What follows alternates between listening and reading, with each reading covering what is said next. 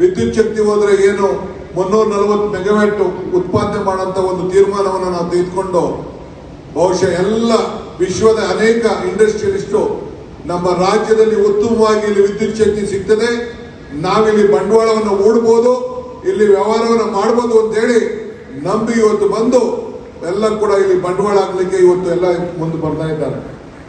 ನಾನು ತಮಗೆಲ್ಲ ಹೇಳೋದಿಷ್ಟೇ, ಇವತ್ತು ಈಗೂ ಕೂಡ ಹೊಸ ಯೋಜನೆಗಳನ್ನ ಹಿಂದೆ ನಾನು ಹೋಗಿ ಆಸ್ಟ್ರಿಯಾಗೆ, ಸ್ವಿಟ್ಜರ್ಲ್ಯಾಂಡ್ಗೆ, ಜರ್ಮನಿಗೆ ಹೋಗಿ ಒಂದು ರಿಪೋರ್ಟ್ ಕೂಡ ಕೊಟ್ಟಿದ್ದೆ.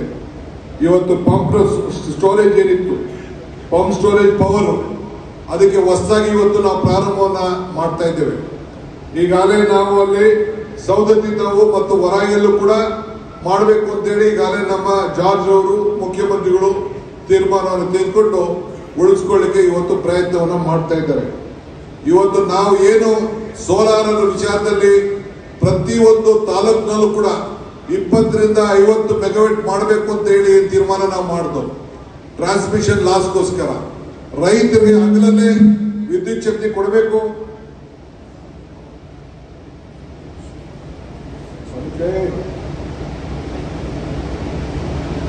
ಹಗಲಲ್ಲೇ ನಾವು ವಿದ್ಯುತ್ ಶಕ್ತಿ ಕೊಡಬೇಕು ಅಂತ ಹೇಳಿ ನಾವು ಅವತ್ತಿನ ಕಾಲದಲ್ಲಿ ತೀರ್ಮಾನ ಮಾಡಿ 6 ಗಂಟೆಯಿಂದ 7 ಗಂಟೆ ಕೊಡಬೇಕು ಅಂತ ಹೇಳಿ ಸಿದ್ದರಾಮಯ್ಯನವರು ನನಗೆ ಮಾರ್ಗದರ್ಶನವನ್ನು ಕೊಟ್ಟು ಅದನ್ನ ಇವತ್ತು ಟ್ರಾನ್ಸ್ಮಿಷನ್ ಲಾಸ್ಗಳನ್ನು ಅಲ್ಲೇ ಮಾಡಿ, ಅದ್ರ ಜೊತೆಗೆ ರೈತರ ಭೂಮಿಲಿ ಇವತ್ತೇನು ಸೋಲಾರ್ ಅಲ್ಲಿ ಒಂದು ಐತಿಹಾಸಿಕ ತೀರ್ಮಾನ ತೆಗೆದುಕೊಂಡೆ. ಒಂದೇ ಜಾಗದಲ್ಲಿ ಯಾವ ರೈತ ಕೂಡ ಅವತ್ತು ರೈತನ ಭೂಮಿ ಮೇಲೆ 50,000 ರೂಪಾಯಿ ಇತ್ತು, ಅವ್ರಿಗೆ ಬರೀ 18,000 ರೂಪಾಯಿ ಅವ್ರಿಗೆ ಬಾಡಿಗೆ ಕೊಟ್ಬಿಟ್ಟು ವರ್ಷಕ್ಕೆ ಇಡೀ ರೈತರು ನಮ್ಮ ಮೇಲೆ ವಿಶ್ವಾಸವನ್ನಿಟ್ಟು ಈ DK ಶಿವಕುಮಾರ್ ಮಾಡ್ತಾನೆ ಅನ್ನೋದು ನಂಬಿಕೆ ಇಟ್ಕೊಂಡು ಒಂದೇ ಜಾಗದಲ್ಲಿ 13,000 ಎಕರೆಯನ್ನ ಕೊಟ್ಟು ಅವರ ರೈತ ಇವತ್ತು ಕೂಡ ಜಮೀನಿನ ಮಾಲೀಕನಾಗಿದ್ದಾನೆ. ಅವ್ರಿಗೆ ತಿಂಗಳಿಗೆ ಇವತ್ತು 26-27,000 ರೂಪಾಯಿ ಇವತ್ತು ಅವ್ರಿಗೆ ವರ್ಷಕ್ಕೆ ಇವತ್ತು ಅವ್ರಿಗೆ ಬರ್ತಾ ಇದೆ. ಈ ಯೋಜನೆ ಇಡೀ ದೇಶದಲ್ಲ, ಇಡೀ ಪ್ರಪಂಚಕ್ಕೆ ಇದೊಂದು ಮಾದರಿಯಾದಂತಹ ಯೋಜನೆ. ಇವತ್ತು ಇಡೀ ಕೇಂದ್ರ ಸರ್ಕಾರ ಇವತ್ತು ಕರ್ನಾಟಕ ಮಾಡೆಲ್ ಅನ್ನ, ಕರ್ನಾಟಕ ಮಾದರಿಯನ್ನ ಇವತ್ತು ಫಾಲೋ ಮಾಡ್ತಾ ಇದ್ದಾರೆ ಅನ್ನೋದಕ್ಕೆ ನನಗೆ ಬಹಳ ಸಂತೋಷ ಆಗ್ತದೆ. ಆದ್ರಿಂದ ನಾನು ಆಗಾಗ ಒಂದು ಮಾತು ಹೇಳ್ತಾ ಇರ್ತೀನಿ, ಮನುಷ್ಯನ ಹುಟ್ಟು ಆಕಸ್ಮಿಕವಾದ್ದು, ಸಾವು ಅನಿವಾರ್ಯ, ಜನನ ಉಚಿತ, ಮರಣ ಖಚಿತ. ಈ ಹುಟ್ಟು ಸಾವಿನ ಮಧ್ಯದಲ್ಲಿ ನಾವೇನ್ ಮಾಡ್ತೀವಿ ಅಂತ ಮುಖ್ಯ.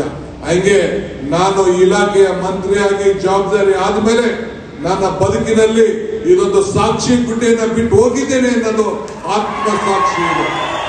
ಆ ಸಾಕ್ಷಿ ಗುಡ್ಡೆ DK ಶಿವಕುಮಾರ್ ಅಲ್ಲ ಬಿಟ್ಟಿದ್ದು, ನಿಮ್ಮೆಲ್ಲರ ಸಹಕಾರದಿಂದ, ನಿಮ್ಮೆಲ್ಲರ ಪ್ರಯತ್ನದಿಂದ, ನಿಮ್ಮೆಲ್ಲರ ಹೋರಾಟದಿಂದ, ನಿಮ್ಮೆಲ್ಲರ ಬೆಂಬಲದಿಂದ ಇವತ್ತು ನಾವು ಈ ಕೆಲಸವನ್ನ ಮಾಡಿದ್ದೇವೆ ಅಂತ ಹೇಳ್ಕೊಳ್ಳಿಕ್ಕೆ ನನಗೆ ಬಹಳ ಸಂತೋಷ ಆಗ್ತದೆ.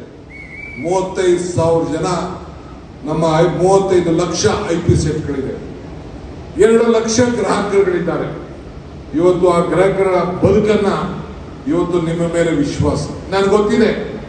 ನಮ್ಮ ಸರ್ಕಾರಕ್ಕೆ ಏನ್ ಬೇಕಾದ್ರೂ ಶಕ್ತಿ ತುಂಬುವಂಥದ್ದು. ಎಲ್ಲ ರೈತರು, ಎಲ್ಲ ಗ್ರಾಹಕರ ಫೋನ್ ನಂಬರ್ ನಮ್ಮ ಹತ್ರ ಇಲ್ಲ, ನಿಮ್ಮ ಹತ್ರ ಫೋನ್ ಇದೆ. ನೀವು ಮನಸ್ಸು ಮಾಡಿದ್ರೆ DK ಶಿವಕುಮಾರ್ ಮೇಲೆ ಕೇಳಿಸ್ಬೋದು, DK ಶಿವಕುಮಾರ್ ಕೆಳಗಿಳಿಸ್ಬೋದು.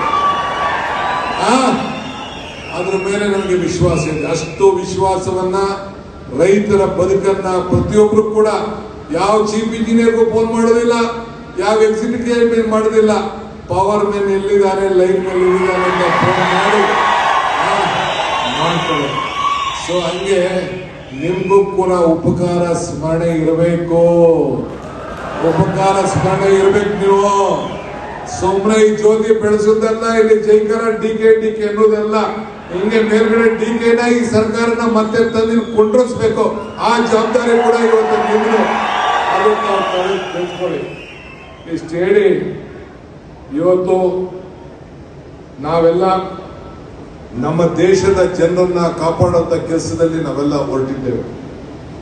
ಗಡಿಯಲ್ಲಿ ಸೈನಿಕರು ಇರ್ತಾನೆ, ರಕ್ಷಣೆ ಮಾಡ್ತಾನೆ.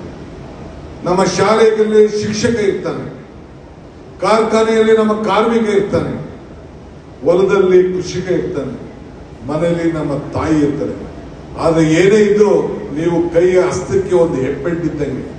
ಈ ಹೆಬ್ಬೆಲ್ಟು ಇಲ್ಲ ಅಂದ್ರೆ ಏನು ಮಾಡ್ಲಿಕ್ಕೆ ಸಾಧ್ಯ ಇಲ್ಲ. ಹಂಗೆ ನಮ್ಮ ವಿದ್ಯುತ್ ಇಲಾಖೆಯ ನೌಕರು ಹೆಬ್ಬೆಲ್ಟ್ ಇದ್ದಂಗೆ. ಈ ಹೆಬ್ಬೆಟ್ಟನ್ನ ಸರಿಯಾಗಿ ಉಪಯೋಗಿಸಿಕೊಂಡು ನಾವು ಕೂಡ ಕಾಂಗ್ರೆಸ್ ಪಕ್ಷದ ಅಧ್ಯಕ್ಷನಾಗಿ ಸಿದ್ದರಾಮಯ್ಯ ಇದನ್ನ ಅಪೋಸಿಷನ್ ಲೀಡರ್ ಆಗಿ ನಾವು 5 ಗ್ಯಾರಂಟಿಗಳನ್ನ ಕೊಟ್ಟದ್ದು ಮೊದಲನೇ ತೀರ್ಮಾನ ಮಾಡಿದ್ದು. ನಾನು ಯೋಚನೆ ಮಾಡಿದೆ ಏನ್ ಮಾಡಬೇಕು ಅಂತೇಳಿ ಮಾತಾಡಿದೆ.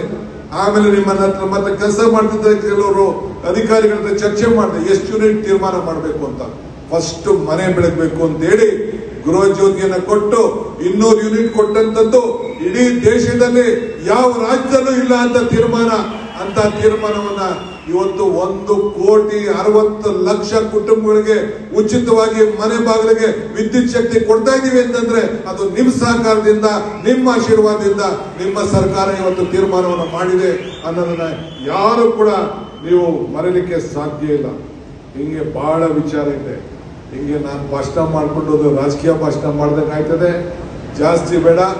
ಏನು ಬಲರಾಮ್ ಬೇಡಿಕೆ ಇಟ್ಟಿದ್ದಾರೆ ಅದನ್ನೆಲ್ಲ ಗಮನಿಸಿದ್ದೇವೆ. ಹಿಂದೆ ಏನೇನು ಕೆಲವು ಬೇಡಿಕೆಗಳು ಇಟ್ಟಿದ್ದೀರಿ ಬಹುಶಃ ನೆನಪಿರಬೇಕು. ಪ್ರಮೋಷನ್ ವಿಚಾರ ಬಂತು. OPS ಇರ್ಲಿ, ಅದು ನಮ್ಮ ಪ್ರಣಾಳಿಕೆಯಲ್ಲಿ ಇಟ್ಟಿದ್ದೀವಿ, ಸ್ವಲ್ಪ ಸುಮ್ಮನೆ ಇರಿ. ಆಮೇಲೆ ಮಾತಾಡೋಣ. ಹಿಂದೆ ಕೂಡ ತಾವೆಲ್ಲ ಗಮನಿಸಿದ್ದೀರಿ ಪ್ರಮೋಷನ್ ವಿಚಾರ ಬಂದಾಗ ಇಂಜಿನಿಯರ್ಗಳು ಇಲ್ಲಿ ಕೆಲವರೆಲ್ಲ ಇದ್ದಾರೆ. ಒಂದೇ ದಿನ ನಾನು ತೀರ್ಮಾನ ಮಾಡ್ದೆ ಇಲ್ಲ ಮಾಡ್ದು. ಹಂಗೆ ಇವತ್ತು ಈ ಸರ್ಕಾರ, ಯಾವಾಗ ಕಾಂಗ್ರೆಸ್ ಸರ್ಕಾರ ಈ ರಾಜ್ಯದಲ್ಲಿದೆ, ನಿಮ್ಮ ಬದುಕಿಗೋಸ್ಕರ, ನಿಮ್ಮ ಶ್ರಮಕ್ಕೋಸ್ಕರ ಇವತ್ತು ನಿಮ್ಮ ನೌಕರಿಗೆ, ನಮ್ಮ KPTCL ನೌಕರರಿಗೆ, ಬೆಸ್ಕಾಂ ನೌಕರಿಗೆ ನೀವು ಇಟ್ಕೊಳ್ಳಿ. IAS ಆಫೀಸರ್ಗೆ ಸಂಬಳ ಬರ್ತದೋ ಈ ಚೀಫ್ ಇಂಜಿನಿಯರ್ಗೂ ಅಷ್ಟೇ ಸಂಬಳ ಬರ್ತದೆ. ಮತ್ತಷ್ಟು ಸುದ್ದಿಗಳಿಗಾಗಿ ನೋಡ್ತಾ ಇರಿ ಪಬ್ಲಿಕ್ ನ್ಯೂಸ್ 24x7. ಇದು ಸತ್ಯದ ಧ್ವನಿ.